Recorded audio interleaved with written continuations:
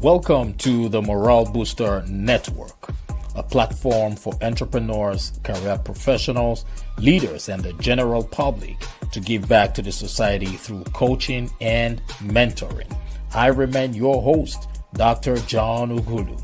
I am an author, speaker, and strategist. I always say experience is the best teacher. You can stream or download this podcast from YouTube, Spotify, iHeartRadio, Apple Music, Google Podcast, Player FM, and Pandora. Sit back, relax, and enjoy the show. Hello, and welcome to the Morale Booster Podcast. I am Dr. John Ugulu, your host. I am the Morale Booster. In this season of From Idea to Impact, we will be looking at navigating the journey of an author. We will dive deep into the creative process, the challenges, and the triumphs that come with bringing a book to life. In this episode, we are thrilled to welcome our guest author, Hana Esselink. She is the author of The Vanishing Cafe. So let's embark on this inspiring journey together. Hana is a spiritual coach specializing in personal energy management, relationships, and healing. Ladies and gentlemen, without further ado, please join me as I welcome to this platform no other person but Hana, all the way from the United Kingdom. Thank you for joining us on this program, Hana. Thank you for having me, John. It's lovely to meet you. Likewise, it's a pleasure and a privilege having you here on this platform. Before we get started, I want to encourage everybody who's listening to us, especially those of you who are just joining us for the very first time, to please like and share this broadcast. And here's the reason why. Because you might just be saving the life of that one person who has been waiting for a lifetime to hear the message that we have here, or the message we will be sharing today. We all know that the level of depression globally has increased. The level of anxiety globally is at its peak. The level of violence and the level of the level of hunger and the level of domestic violence is rising, is on the rise right now. So messages from the Morale Booster platform could be those points or messages that could help somebody overcome challenges. So please remember, like and share it. It takes one piece of information to save a life. We appreciate you all for doing that. It's not going to cost you anything to share it. Take this as your charity work for today. God bless you. So welcome to my show, Hana. It's a pleasure. How's the weather over there? Oh, it's gloomy, but I love that introduction, John. Thank you so much for that. It's not freezing cold, but it's not very warm. It's for October, November actually. It's still October. It's Hmm. kind of, it's okay. It's okay. We're not quite in the freezing cold yet. Oh, So okay. yeah, we're still smiling. Yes. That's good. So I am in Atlanta, Georgia. It's just pretty chilly. We always have a good weather here in Georgia. So for those of Jealous. you, Yeah. yes, for those of you who are in the extremely cold region, you could find time to visit us in Atlanta. It's a great place for visitors, for guests, for tourists. So welcome once again.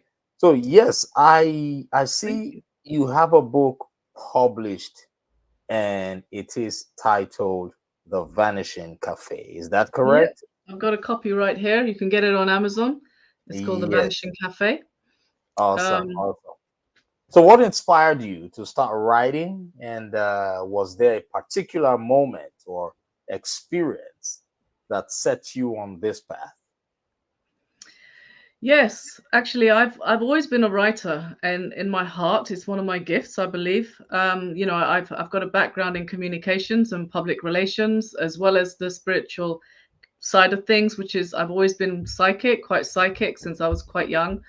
And what inspired me to write this book really was the death of my beloved grandmother on my mother's side.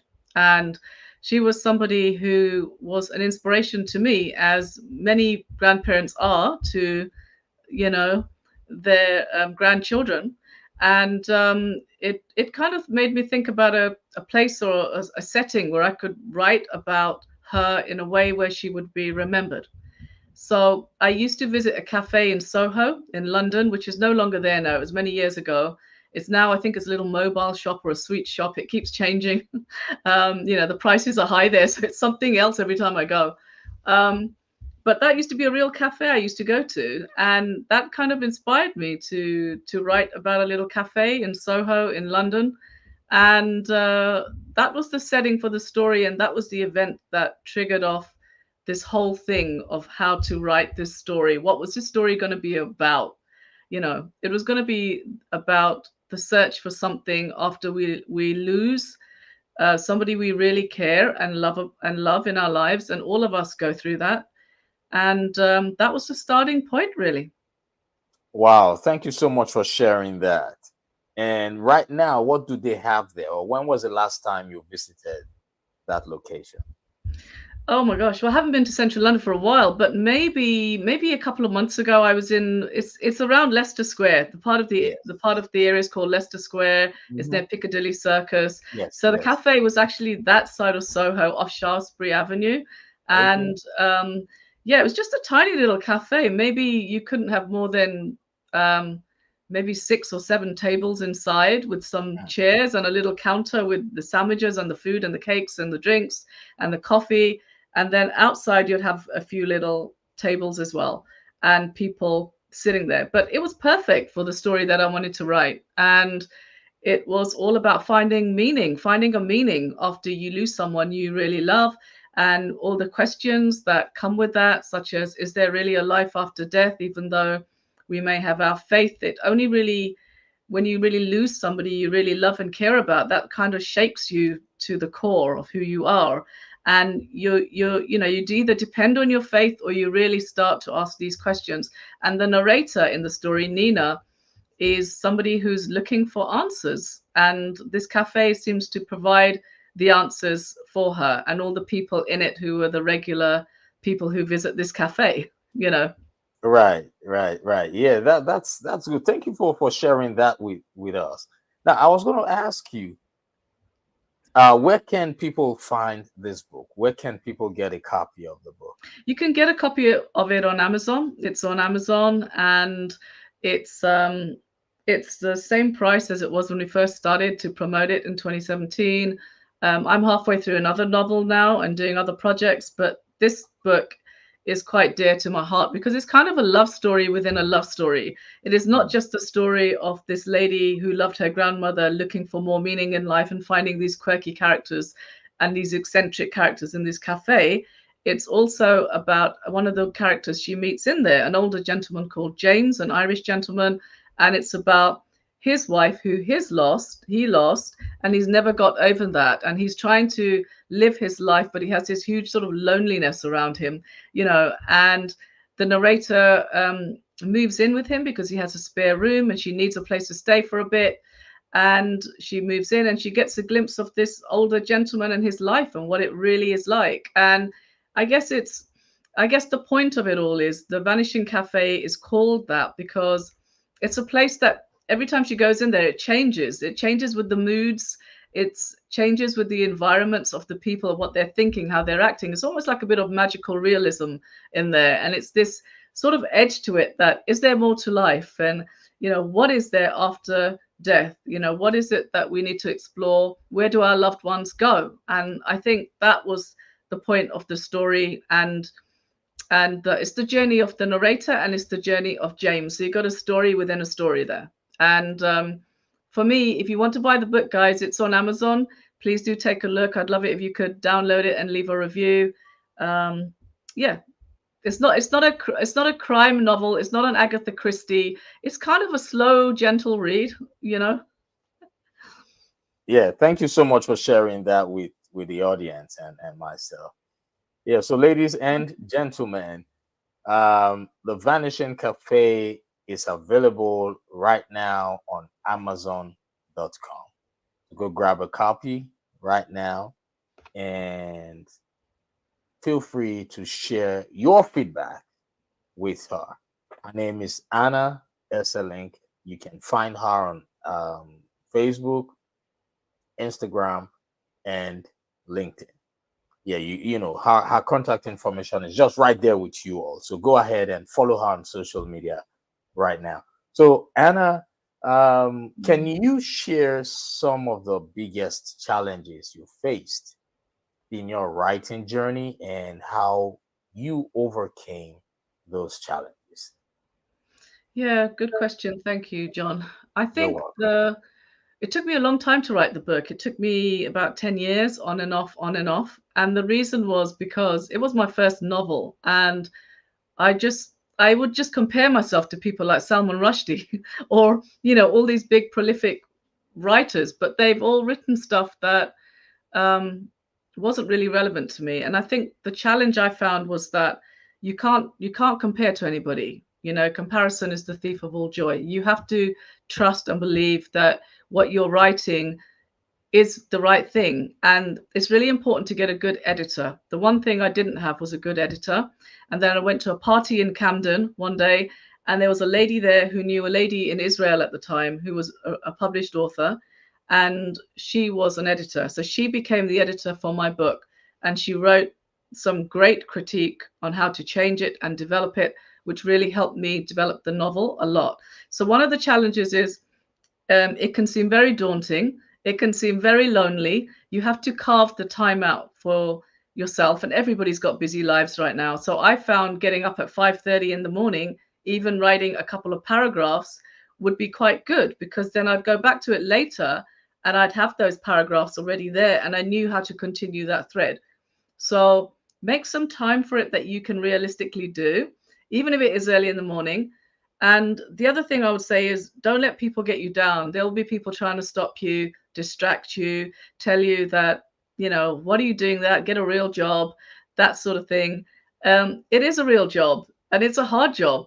And the other advice would be definitely get a good editor. And so the main challenges I found were time. Sometimes you don't want to write as well. You're just too tired, or you're not in the mood, or you seem to have writer's block. So it's important to know when you feel like it, you've got to do it. Even if it's at 2 in the morning, you suddenly might get a stream of consciousness that is coming through. That is your book. So get your laptop out and start doing it. And then you'll feel so good when you finally go to sleep at 4 in the morning or something. But I definitely think that's the challenges for most people are different, but definitely time, commitment, knowing that it's worth doing, not letting other people stop you, and finding a good editor. Right. Thank you so much for sharing. You just hit on a major point. You said everybody would at some point go through challenges. So there's it's not going to be a smooth sail. I believe there were times where you felt everything was okay, but at the end of the day, you got a feedback that made you go back to re-edit it. Did you experience all that? Yeah, I did. My editor was very honest, and she would come back and say, "Boring. I'm bored," and I'd be like, "Oh God, really?" And so I have to go back and I'd have to think, okay, how can I make this interesting without Mm, making it far-fetched or ridiculous? How can I make this scene more emotive, or mm, go more in depth, or what do I need to change? How do I make it less bland? Is it the language? And sometimes, John, sometimes you just leave it. You just got to leave it for maybe a day or two, maybe that yes. paragraph that they're criticizing, and you Yeah. just pray on it, or you just meditate on it, or you just go for a walk in nature. And when you come back, it comes to you what you need to do. The worst thing you can do is try and panic and do it again and again, and then it just gets worse and worse. Take a step back, know that it's not going anywhere, and that when you're asking for that idea to come through, it'll come through. Yeah, that resonates with me. It's not going anywhere because at the end of the day, a book is a legacy that would outlive you. A book is a legacy that would live longer than us, the authors, That's right. right? So why be in a hurry? Yeah. I Why mean, not take time to, make it good? And not just that, why not see the possibility of having a revised edition if you feel, so these are the mindset we want aspiring authors to have, right? That they mm, will, just like you said, they will always experience, you know some challenges along the way, and they should understand that it's a legacy, right? So challenges are normal when it comes to writing a book. Is that correct? 100%. I mean, challenges are normal in life, not just when you're Yes. writing a book. Challenges are normal in life. If you're feeling like you're coming from maybe a place that had a poor mindset, maybe you developed something, maybe you're coming from a broken home. We didn't come from a very happy home when we were younger. Me and my siblings. You have to decide inside yourself that you have to have a winning attitude and develop your mindset as well. Whatever works for you, whether it's faith. I know we were talking prior to starting, you were talking about your faith, John, and we were talking about that.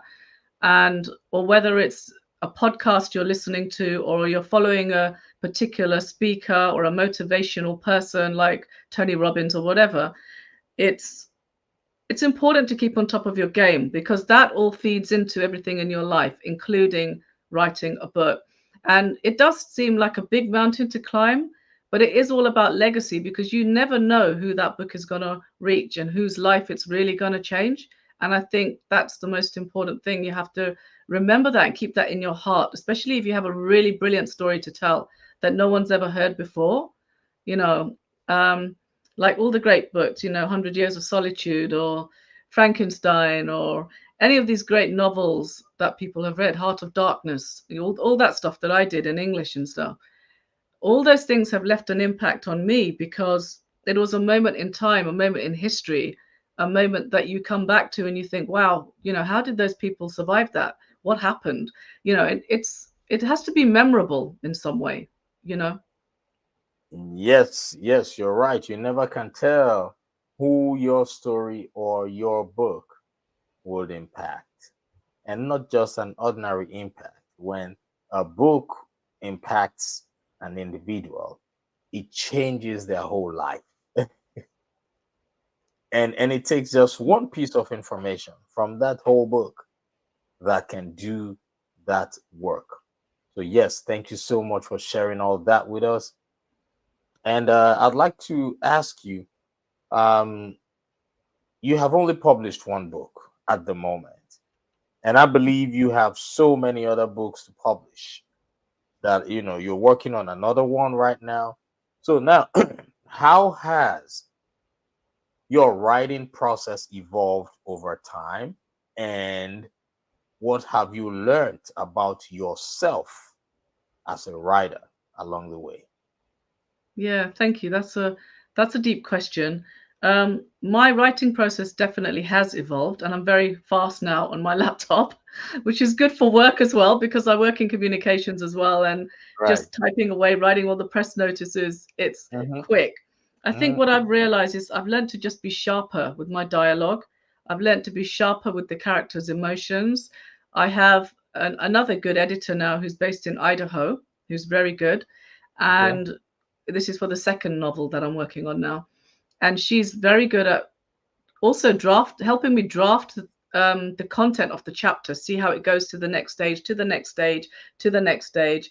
For my first book, The Vanishing Cafe, I actually started on the last chapter, because that was what came to my mind straight away. I knew exactly how that was going to be. And I Mm. kind of worked my way backwards. So I wrote that chapter first, and that was done. And then I was like, okay, now what? How do I work? How do I do the middle and the front? But one of the main things I would say to people is, if you can do an outline of the chapters of your book first before you start, like even just a couple of paragraphs or a couple of sentences, it really helps. And that's what I did with my current coach. And that really helped to get an outline of everything, like just like a skeletal outline, so that you work from there to go forward. And you develop your own writing as you just do it. as you become more passionate about it, you kind of know what to do. It comes instinctively. It's like a creative process. And if you go way out of line, or if you are, if it doesn't make sense, like if your character had a ponytail in the beginning of the story, but in the end you've forgotten and he's got short hair, then that's where your editor can step in and say, Yes. hey, that's not the same person. We need to change this, because you can forget those little details as you go along. So it's important to keep tabs and do it that way. And always make a copy, guys. Always make a backup. Always make a copy of your book. There's nothing worse than that sinking feeling that you've lost your draft. It's Look, horrible. look. You see, the moment you talked about this, having a copy, it immediately gave me a little anxiety. Like, oh, I hope I saved my copy. That could be the worst thing that Yeah, could happen. You know, it's a horrible thing. very horrible. And I don't wish that for anybody, because it's already hard enough to come up with with a manuscript, and losing it. Come on. Yeah, So, ladies and gentlemen, I don't know where you're listening to us from right now. Always understand that you do not necessarily have to do it all by yourself. You need yeah, an editor, right? yeah, And she talked 100%. about, yes, and she talked about, Anna talked about putting your outline together first. That's how I write. That's how I have been writing. It's very helpful. That way, when you have your outline, you have all the chapters. You already know. Okay, um, this week or this month, I'll be looking at chapter one that talks about discover your purpose. So everything you think about when you step out, when you wake up, when you go out there to see nature, everything you will be thinking about would revolve around that chapter that you have. So thank you for sharing that. That's a great tip. You're welcome. If you have not been doing that like that, please adhere to her advice. This is some free gem for you right now, you who is an aspiring author, because you could pay thousands of dollars just to find out that one information that she just gave to you. Am I correct, Anna? You could pay a lot. I mean, a coach can cost a lot. So find a coach that you resonate with. And Mm. I resonated with Kaidi, my coach, who's in Idaho, and she's an amazing coach. And I resonated with her because she was fun. She was totally on the ball about the second novel, which I'm writing now. And that's Mhm. about monks and aliens and Thailand, and spiritual novel in Thailand, and aliens being chased. Aliens chasing the monks. It's a kind of a more fun, but kind of there's a lot of meaning in that too. And Yeah. there's a virus that has come across the world, so you can make of that as you will. But yeah, she was very good at giving tips and pointers, and I think an editor has that stage higher than us writers tend to have, because they've been there, they've done that for many things. They have another eye that you don't see with, and that's what I think is really good, that they will enhance your story. Don't be so kind of, I guess, all into yourself and think I can do it all, I can do it all. Yeah, you can probably do it all, but it's really helpful to have someone who's got that other vision, and a bigger, broader vision, but also may have the contacts that you need to get your book out into the publishing world. So there's two separate streams there that you can follow, you know. Yes, thank you so much for sharing. That's what this program is all about. That's what this season is all about. Navigating the journey of an author so that the aspiring authors can see that it is also possible for them to start writing their own books. Ladies and gentlemen, we still have live Hana Esselink with us. She is the author of The Vanishing Cafe. You can find her book on Amazon.com. So, Anna, yes. So, what role do you think community or feedback from readers and other writers has played in your development as an author? So, we're looking at the role. Do you think the community has played any role, or feedback from readers and other writers has played any role in your development as an author? Well, I had the chance to join a couple of writing groups in London, but I didn't, John, because I knew what my book was about. So I did it. I just did it myself with my coach. But if people feel like they need to be in a community that helps them, then good. But I think you have to be wise about who you share your work with. And if you don't feel confident with that, then don't do it. Do it on your own. Know that you can do it, because it's good to have a community to support you. But some people it doesn't suit. It didn't suit me. And I know some people who were in some writing groups and they're still in there. There was a lady from New Zealand who was running a writing group. I was in her group for a while, but I found too many other noises all around me and I needed to isolate myself to get into my zone. And for me, that worked. And maybe for other people, it's helpful to have as a community, you go on maybe once a week online, everybody shares a little bit of their story. I have done that with this lady in New Zealand. And then you just talk a little bit about how you're coming along. But at the same time, it's not always necessary. It's up to the individual, I think. Right. Thank you so much for sharing. And you made mention of not being in a place where the noise can deter you, where the noise can Yeah, derail you, where the noise can help, make you talk yourself out of the vision, yeah, right? yeah. I complete that resonates with me, and I want everybody to pay attention to that. That's a key nugget, right?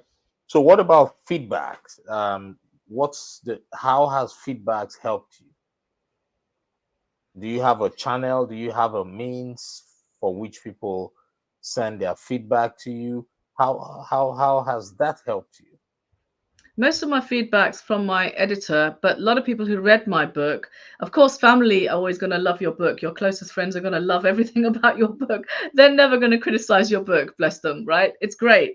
But at the same time, you kind of need some criticism because, and you've got to be strong about it too. So when you do get it, you don't just crumble to pieces. You're going to have a strong mind. And again, that's where the mindset comes in because if they say, for example, you're being too repetitive, I felt, or I mean, one of my friends did say that. He read one of my chapters and he said he thought it was a bit repetitive. So that made me think, oh, what have I done that's repetitive?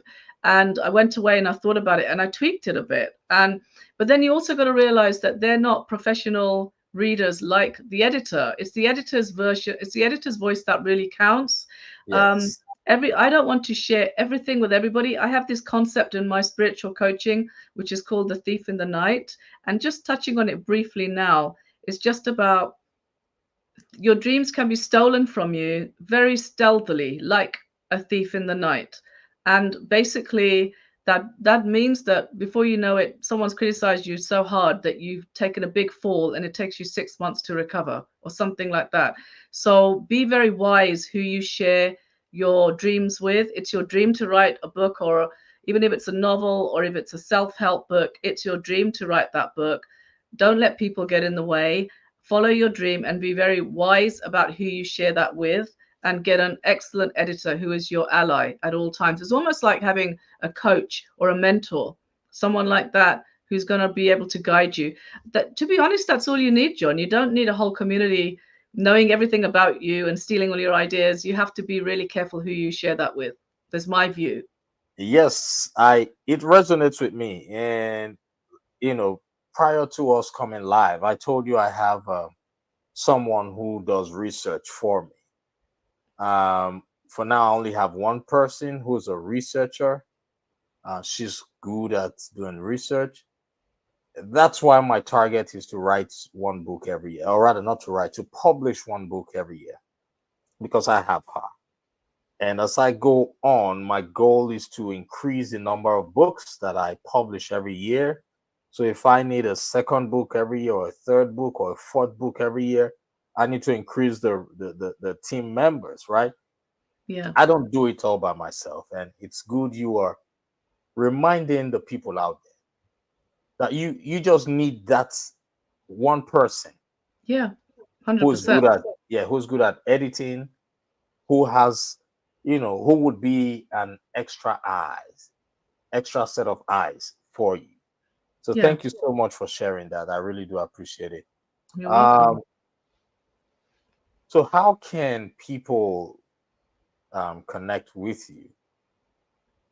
So people can connect with me. I have my spiritual website, which is called yourinnerlight.co.uk. It's my website where all my spiritual stuff is on. You can go and have a look and see if you want to book yourself in. There's my email address. You can find me on Facebook, add yourself on, just send me a message. It's under my name, Hana Esselink.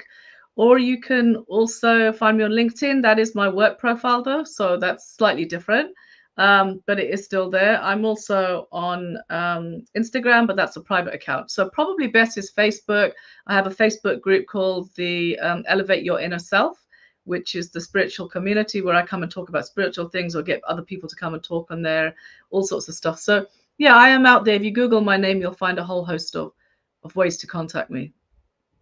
Awesome. Thank you so much. And you can also find her contact right there with you. Those of you who are listening to the audio via podcast, her information is right there for you to utilize. Follow her on social media. Follow her on Facebook and Instagram. And before I let you go for today, ma'am, I typically ask my guests for some words of encouragement, Hmm. just to inspire and motivate somebody. You never can tell who needs motivation or inspiration. At least we know that that is something that doesn't have an expiry date. Motivating people or motivation or inspiration does not have an expiration date. Everybody needs motivation and inspiration at some point. So now let us use your journey to inspire somebody out there. And I will give you 1 minute. So please talk about this. So now looking back on your journey, what advice would you give to aspiring writers who are just starting out, who think that they do not have what it takes to put a book out there? Some people think they don't have the right education to write a book. Some people think they don't have a story. Some people think they're not good enough, limiting beliefs, right? Yeah, So, yeah. looking back on your own journey, what advice would you give to people who fall into that category? So, I'll give you 1 minute to talk on that. So my advice would be to never give up on yourself, to know that you came here for a reason and that your journey is very much what you make it, to believe in yourself. And even if you have those days that you're down, which we all have, which I had a lot of, to go and do something completely different. Go and talk to a friend, get a supportive friend to talk to you, go for a walk in nature, do some journaling, leave the book for a bit, and then go back to it when you're ready. And if you get publishers coming back, if you're approaching publishers saying we're not interested, just don't take it as something really bad. Just make sure that you can pick yourself up, have surround yourself by those people that you know are truly your friends who are going to support you. And like John was saying, it might just be one person, like his researcher, but definitely do not give up on yourself. Develop your faith, whatever that means for you. Work with that and know that you might not see the end of your journey, but that journey end is really going to be good. Like a movie that ends really well, but it might have lots of twists and turns in there. My own journey was quite lonely in some ways, but I'm really proud to have done it. So if I can do it, I'm sure that people out there can as well. Yes, thank you so much. I like that. That if you could do it, it means someone out there can also do it. I like that. So thank you so much for joining us on this program. They say whatever has a beginning surely has an end. So I hope when next I invite you to come on my platform, you will be willing to come and share some words of wisdom and inspiration. I'd love to. Thank you very much, John, for the opportunity. You're welcome. Thank you so much. So, ladies and gentlemen, thank you for joining us on this program. Please, once again, remember to like and share this broadcast because you might just be saving the life of that one person who has been waiting for a lifetime to hear this message. And before we go, We are excited to share some amazing ways for you to stay connected with our mission and continue to grow together. And some of the ways are: number one, you can make a donation. You can support our mission and help us continue uplifting lives by making a donation. Your generosity allows us to keep spreading hope and positivity. Nothing is too small. You're free to visit our website to send your donation. It's www.johnuhulu.com, www.johnughulu.com. Secondly, you can also purchase inspirational books from us. So, looking for some inspiration in your life? Absolutely. Check out our collection of inspirational books that are designed to motivate and encourage you on your journey. You can find these books on our website, johnuhulu.com. Thirdly, listen to our podcast. You can tune in to our latest episodes where we share powerful messages of hope, resilience, and personal growth. You can now listen to this podcast via the website as well, johnuhulu.com. Go to johnuhulu.com and click on resources. It will take you to where you can find our books and our podcasts. And lastly, you can join our membership community. So you can become a part of our growing community where we uplift and inspire one another every day. So subscribe today. You can do that on our website. If you subscribe, you would receive exclusive content, daily motivation, and access to special events. We organize events where you can come, get motivated, get inspired, and become a better version of yourself. We're having an event in December, which is an award event. We do that annually. So just go to that website. Every information you need to connect with us will be there. Thank you for being a part of this journey with us. And I don't know who's listening to me right now. I don't even know where you're listening to me from. I have a feeling that you might not even know how powerful you are. But right now, I don't even care how much you know about yourself. Neither do I know how much the people around you know about you. But this is one thing that I, John, know about you. Yes, you who's listening to me. I know for sure that you have greatness within you. I know for sure that you have everything within you to transition from where you are to where you truly want to be. I know for sure that you have everything within you to become a better version of yourself. Remember, today is the first day of the rest of your life. Stay blessed and bye for now. Bye, everybody. Bye, everybody. Thank you.